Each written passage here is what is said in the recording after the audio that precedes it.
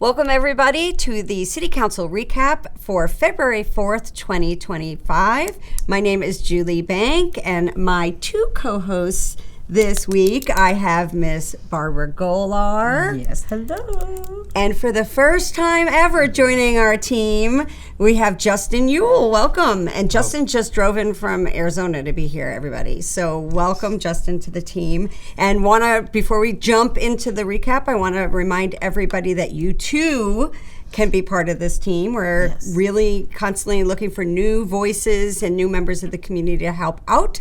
So if you're interested, please reach out to KJAM, and we would love to have you sitting right here with all of us as well. Absolutely. Perfect. Okay, so we're going to really jump right in, and we were talking about glasses before, so I'm putting on the glasses for this. But the meeting started at 7:33 p.m., which is when most of the meetings start. When you go online and look at the meeting, you're going to see a little bit of stuff that doesn't have any voice. So the voice starts at 1 minute, 49 seconds in.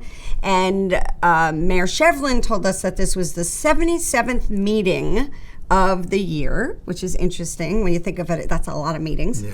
And this meeting is in honor of Eloise May, who was born on January 25th to the Loskamp family. Do you know Eloise? No, his son was born on the 25th. Oh, awesome. She had the cutest little cheeks. She was adorable. Yes. It was adorable. But we were so happy to have this meeting in honor of her. And the invocation was given by Joel Larson. And then Sergio Jimenez did the pledge. Yes.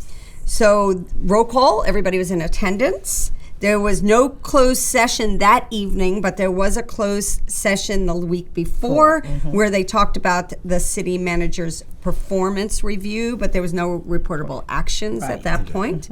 And then they jumped right into presentations. So starting with PR1, and that was at about 6 minutes, 30 seconds in is when the presentations occurred.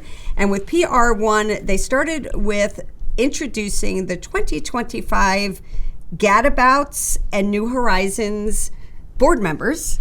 And those are our senior clubs in town. I want to say Gadabouts meets on Wednesdays, New Horizon meets on Tuesdays, and they also have a commingle group on Mondays. I found that out when I was there. Yeah, so we used to. I mean, just jump in real quick. Please. When I worked at Foothill Preschool, our students used to go and sing for them. Oh, awesome! Do you know anybody who goes to any of these meetings? No. I do, but I don't know which one they go to. Yes, yeah. Well, I've been to a couple of these meetings just as a commissioner, and they're great. They are. So I encourage you, if you are a senior or know a senior who wants to get involved with other seniors in the community, they do a lot of fun things. Go to the Gadabouts or the New Horizon and take a look, and you can meet their board members. And then the second one at 13 minutes, 51 seconds in was our own Miss Golar, who was talking. They declared PR2, they declared February 2025 Black History Month. And I didn't write anything down because I knew you'd be here and you could tell us what you talked about. Well, I just shared that the many events that's happening. That's what I wrote, lots of events. Yes, yes. And actually we have two that's coming up next week. The Children's Art Fair, Festival we partner up with Monrovia Unified School District. All 5 elementary schools participate in it, and it's at the community center on Thursday, February 13th at 5:30, and the awards happen at 6, and on Saturday we're at the library from 11 to 1. So check out that. Perfect. And then, the other events the other events are within the school district, within the schools. So that's open to the school-wide. That's not open to the public. We don't announce that. But then we also have our luncheon on February 23rd. Sunday, February 23rd. Well, but if for all of these events, where can they go to either sign up or learn more information? Actually, they can go to, they can go to our Facebook page, Monrovia Doherty Black Alumni, or go to our website, which is I always say the full name. So just say it, and then they can search it. Okay, Monrovia Doherty Black Alumni .org. Yeah. Okay, perfect. Yes. Well, lots of stuff happening to celebrate Black History Month. We encourage everybody to come out. At 13 minutes 51 seconds in, 18 minutes 55 seconds in, they surprised Mayor Shevlin by singing her happy birthday. Her birthday is actually next Tuesday, February 11th, and she joked that she's having a big old birthday bash because that is the same day as the State of the City event. So she's encouraging everybody to come out for her birthday on February 11th to the State of the City. We then had the student rep report on 20 minutes in, and Jasmine Rodriguez talked about a spring rally, the winter formal, and a couple of other things. And Mr. Spencer talked about, which I think this is pretty cool, that the alumni group set to 73 to 75 will help pay for the cap and gowns for any seniors. Oh, what did I say? Did I say Spencer? Yes. Oh, I'm sorry, Mr. Spicer. I wrote down Spencer. I must have been thinking Spencer, but Mr. Spicer, thank you. That the alumni group 73 to 75 has funds to pay for cap and gowns for those seniors that couldn't pay for it. Because I thought, how come 72 not included in that? How can other classes, is there any, does anyone know how other classes might be able to get involved in such I don't know, are you an alumni of MHS? Yes, absolutely. Awesome. Absolutely. Well, I'll contact Mr. Spicer. Not Mr. Spencer, Mr. Spicer. Mr. Spicer. Yes. Yeah. Terrific. Yeah, that would be great. I was at a meeting at the high school recently where they were talking to the seniors about all of the upcoming things, from the cap and gown to the yearbook to the grad night parties, and how much all of that was going to cost to prom. And my head was getting scared because it was so much. So this is going to be a big help for a lot of folks. Okay. A lot of folks. So thank you for offering to do that. All right. 22 minutes in, they went to the consent calendar. There was no items pulled from the consent calendar. Councilmember Spicer motioned, Councilmember Jimenez second, and all were in approval. At 22 minutes in, they went to public input. And Mayor Shevlin did explain what public input is. As a reminder to everybody, you are encouraged and welcome to come and speak on any topic not on the agenda. Just know that they're not going to be able to answer you there. And that if you are talking on something on the agenda, you can come back and talk at that time. Okay. So there were two speakers for public input, starting with Brenda Trainer, who talked about, I don't know how it's pronounced, but it's MADIA. I would pronounce it as Medea, but I don't know if that's right. They are a group that supports tech and entrepreneurship in our city and a couple of other cities. They're having a meetup on February 12th at 6:30, $12. You'll get pizza and soda, and meet with other technology folks. MADIAtech.org is where you can go to find out more information about that.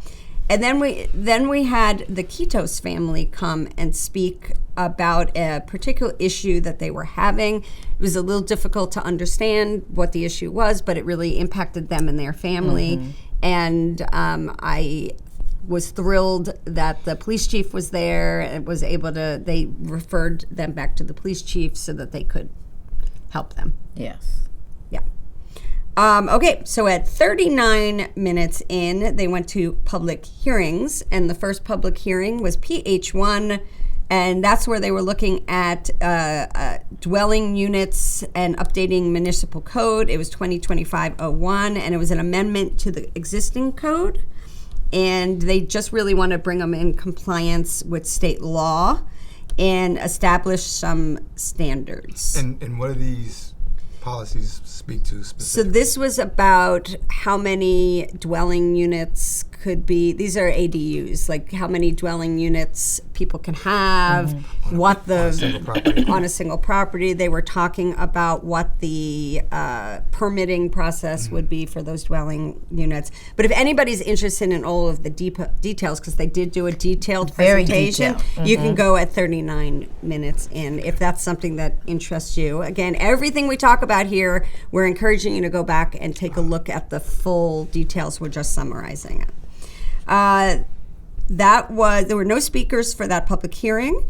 Councilmember Jimenez made a motion, Councilmember Spicer seconded the motion, and all were in favor of updating the standards for that. So you can go and find that out.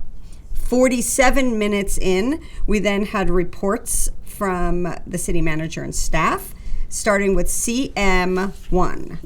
Now, this was a meaty report.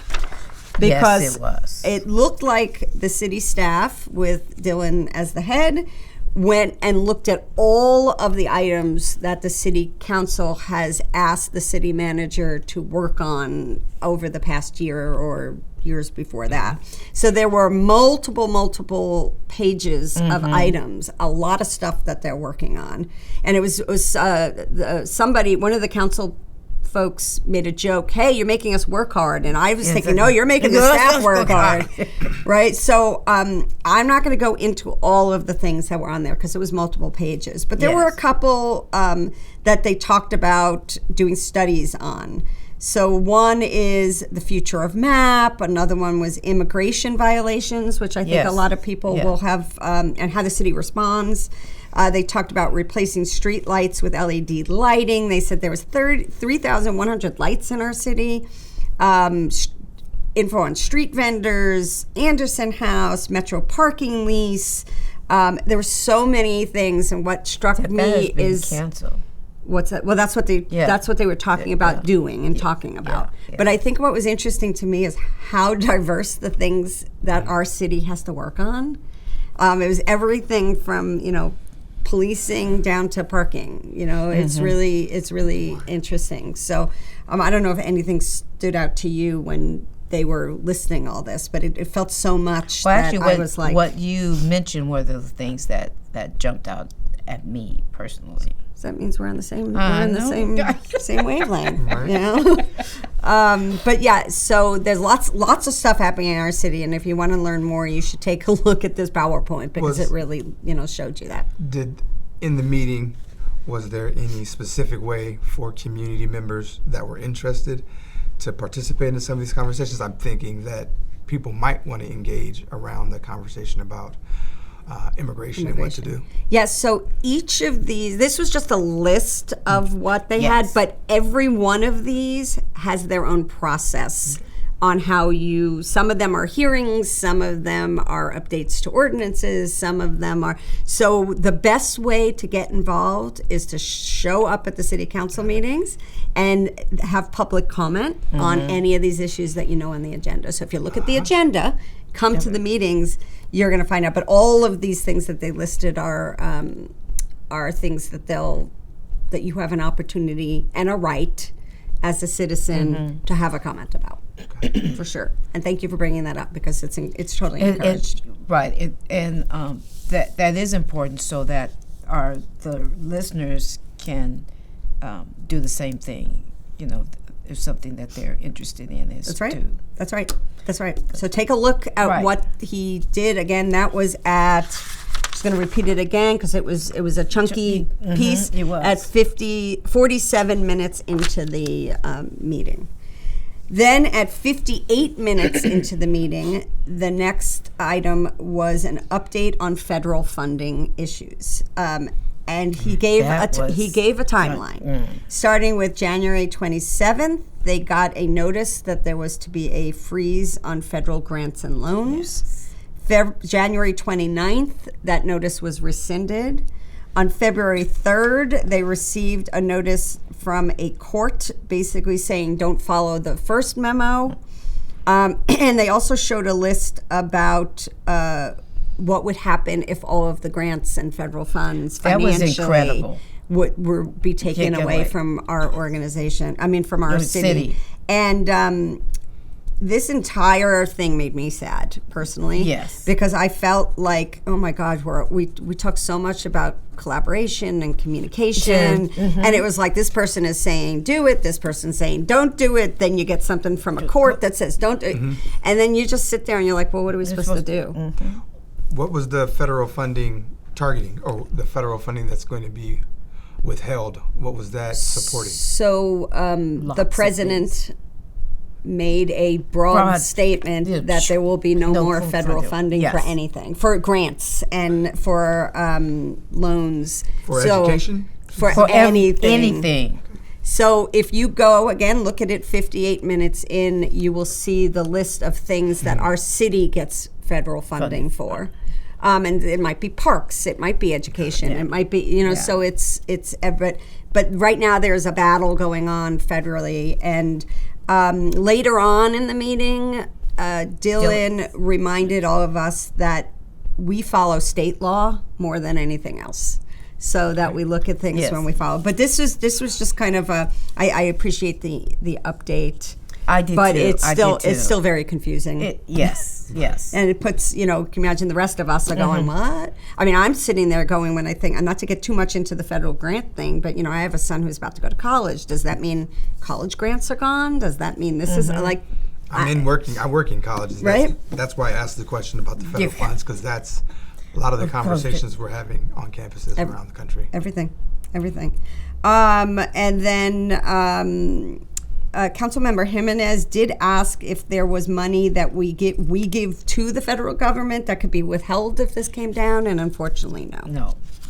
So, all right, 1 hour, 2 minutes in, we went to RCM2, which talked about council concerns for the Lario staging area, where all of our wastes from the recent disaster is scheduled to go.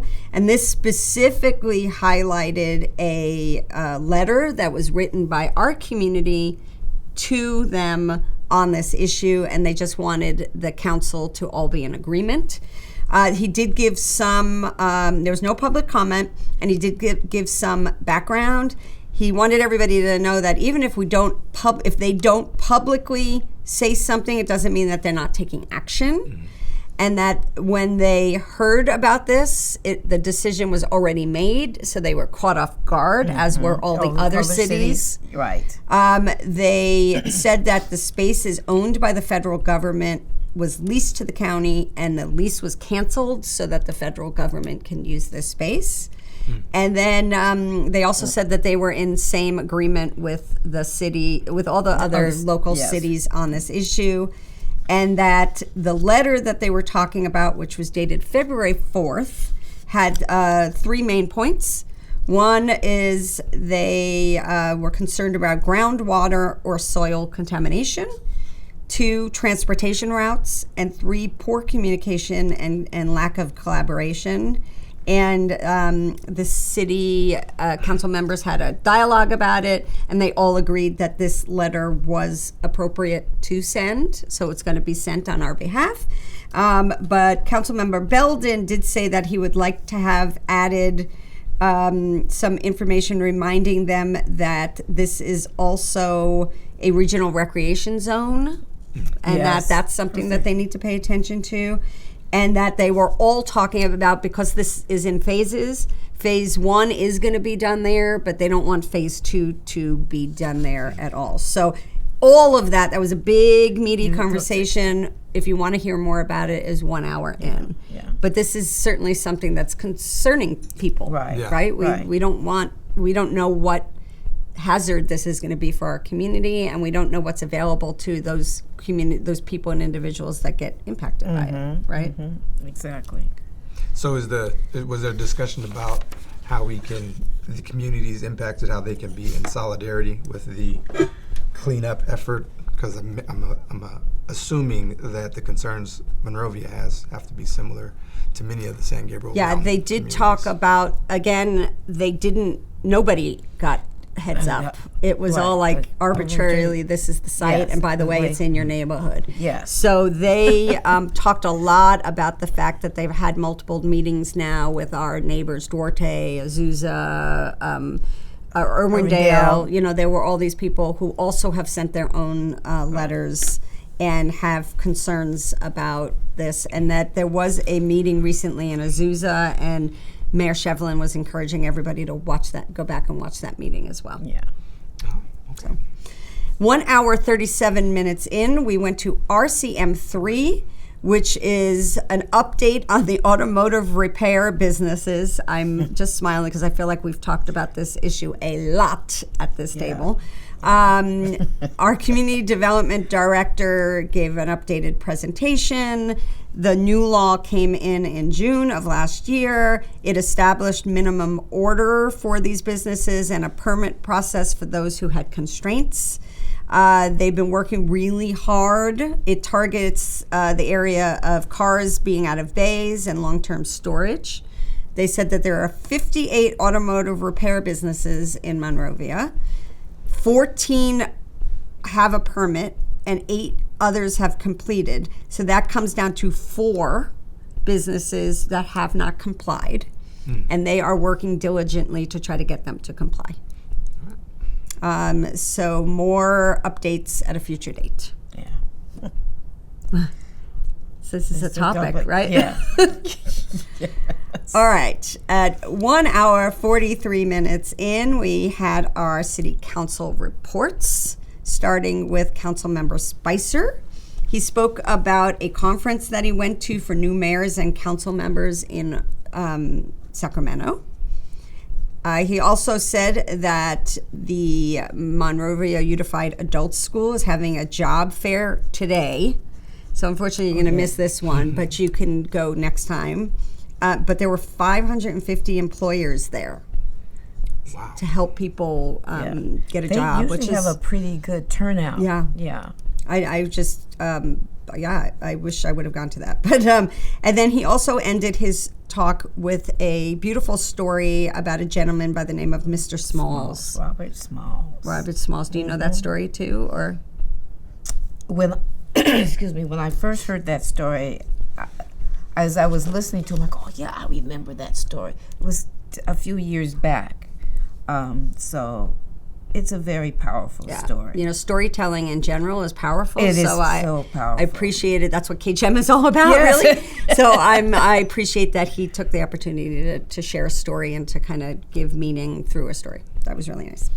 Councilmember Belden next went, and he talked about going to 2 Cal City events, including the same one that Councilmember Spicer went to.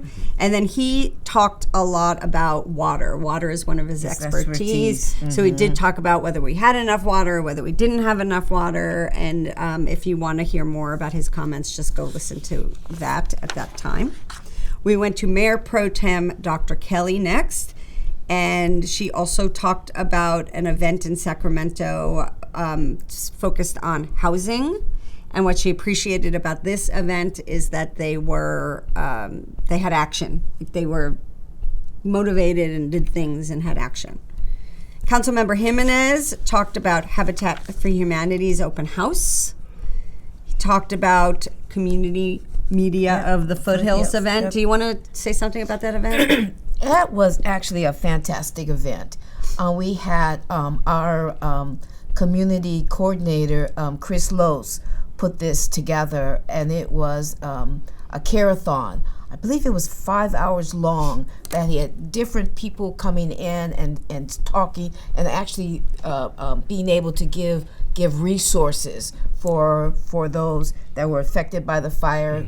Here in Monrovia, we either know someone or they have business here and they live over in Pasadena or Altadena area. So it was a fantastic event. It was so many connections that was made that day. It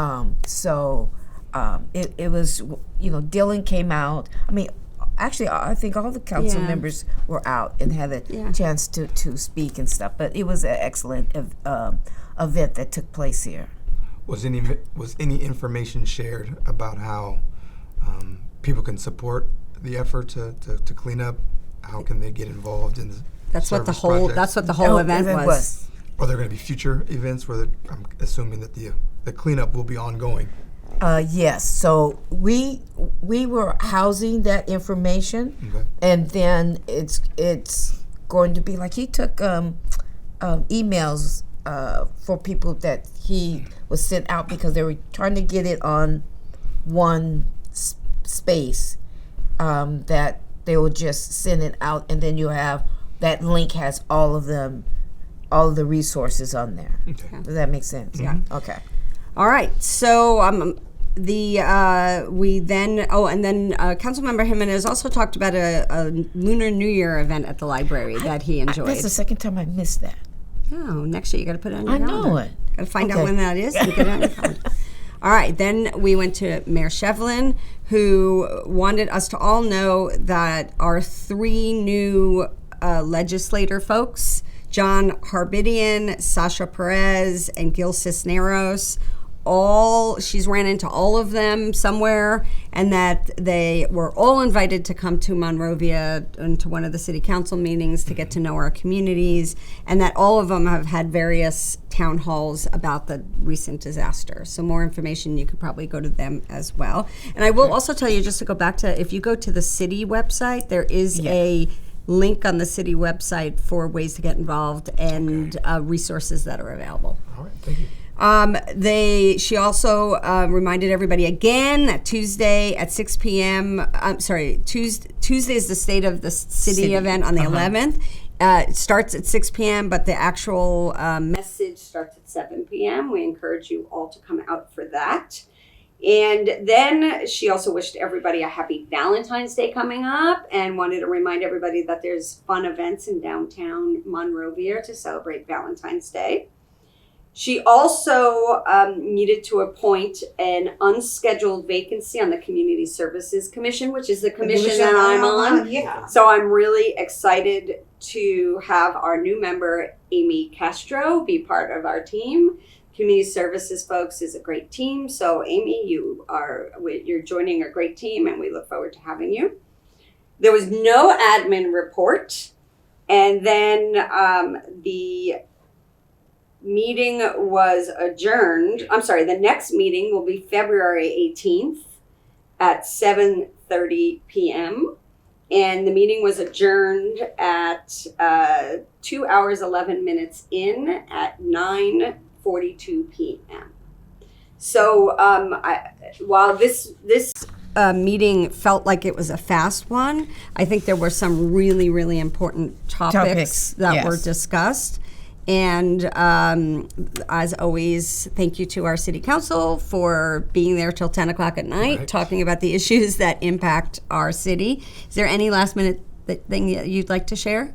No, except for, like Julie stated in the very beginning, is that, there's room here at the table to be a part of the team, and we invite you to come and join us. How was your first time with us? Oh, I think We're I'll not be scared. back. We're not scary, right? Yeah, this is a pretty kind and friendly group. Yeah, no problem returning. Awesome.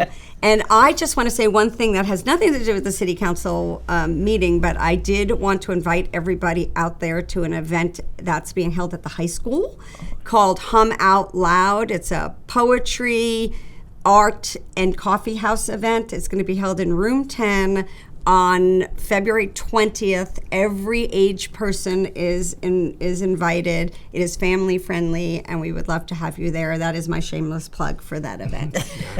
With that, we want to thank you for watching today. We encourage you to keep on watching. We encourage you to go to council meetings. Yes. Look at the agendas online, and if you can't, please join us here at the City Council Recap. Absolutely. Thanks so much.